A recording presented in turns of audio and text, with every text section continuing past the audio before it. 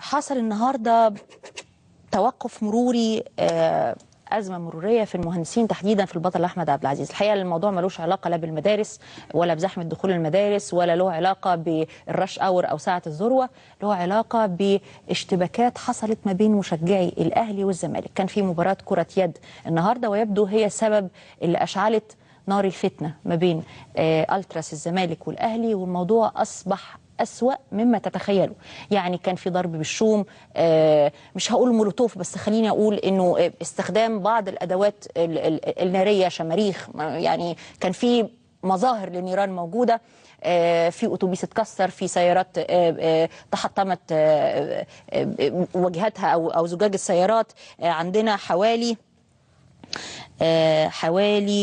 إصابة عشرات، ما فيش تحديد بس العشرات والإصابات كانت من الجانبين.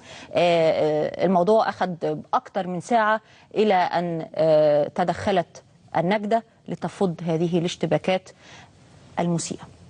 طب دول رايحين اللي هناك؟ يا نهار ازرق. هي البتاعه دي بتاع دول رايحين اللي هناك دلوقتي؟ ايوه بقول لك ده معجنه يا عم اللي جاي لقيت. انا النهارده انا في خشبه جت فوق الدماغ.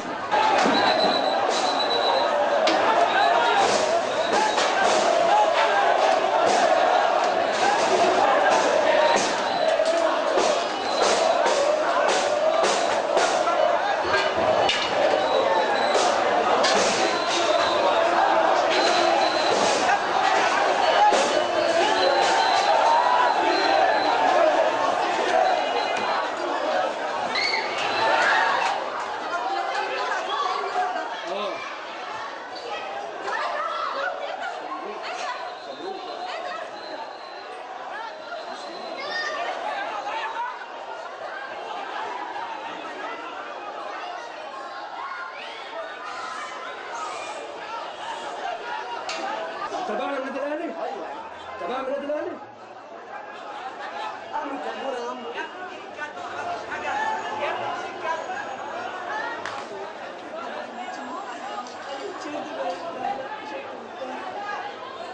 في الحقيقة أنا كنت داخل، يعني أنا حريص إن أنا أكون بدري موجود مع الفرقة بدري، ودخلت الصالة وأنا بس بلغوني وأنا قاعد في أثناء مشاهدة المباراة أن هناك أحداث أمام الصالة المغطاة وبعض أعمال الشغب، لكن تصوري أن يعني مديرية أمن القاهرة وقائمين على النظام يعني أثاروا هذا الشغب وسيطروا على الموقف يعني سريعا.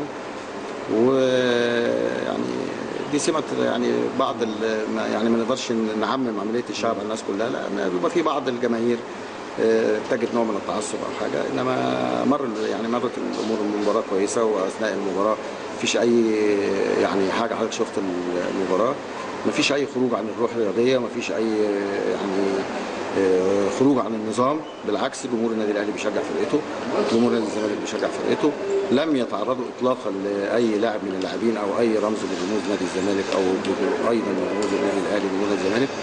المباراه يعني بدات نظيفه وانتهت نظيفه، والفوز اللي ادى المباراه احسن الحمد لله.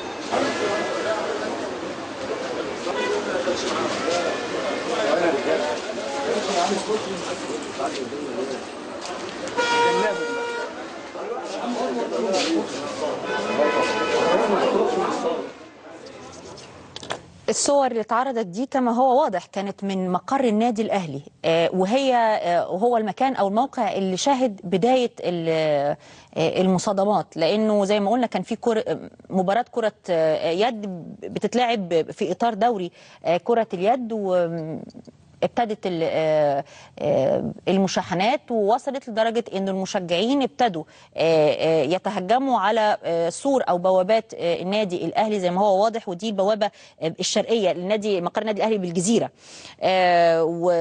وانتشر المشاغبين في أنحاء النادي وأمام حمامات السباحة، وطبعا حصل تلفيات وتحطيم لوحات زجاجية، وحصل تلفيات كمان بره أهو الباب أهو، يعني محاولة اقتحام واضحة وصريحة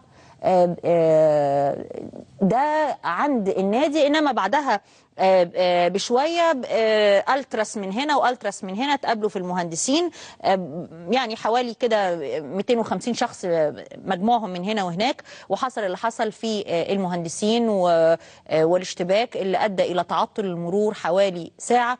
والصوره بتتكلم عن نفسها. بالتاكيد تم القاء القبض على عدد من المشتركين او من اللي اشتركوا في احداث الشغب. والمره دي مش عايزه اقول ولاول مره، ان شاء الله تكون اخر مره، حاجه ملهاش علاقه بكره القدم. التعصب تخطى كره القدم ووصل الى كره اليد. بعد الفاصل هنكون مع حكم في قضيه مهمه، صحيح ان هي يعني محزنه وسببت اسى كبير جدا وقت حدوثها، انما كمان سببت اهتمام شديد عبر الشهور الماضيه، شهور حوالي 24 شهر. لما احنا كنا قاعدين مستنيين نقول لما حادثه كبيره زي دي مين اللي يدان؟ مين اللي يعاقب؟ مين المتسبب؟ ولا دايما هي يافطة الإهمال وفقط هي اللي بتلقى خلف القضبان. معانا اللواء محمود ياسين نائب محافظ القاهرة، المتهم الأول في قضية صخرة الدويقة، اللي النهاردة حصل على حكم بالبراءة بعد ما أدين منذ فترة.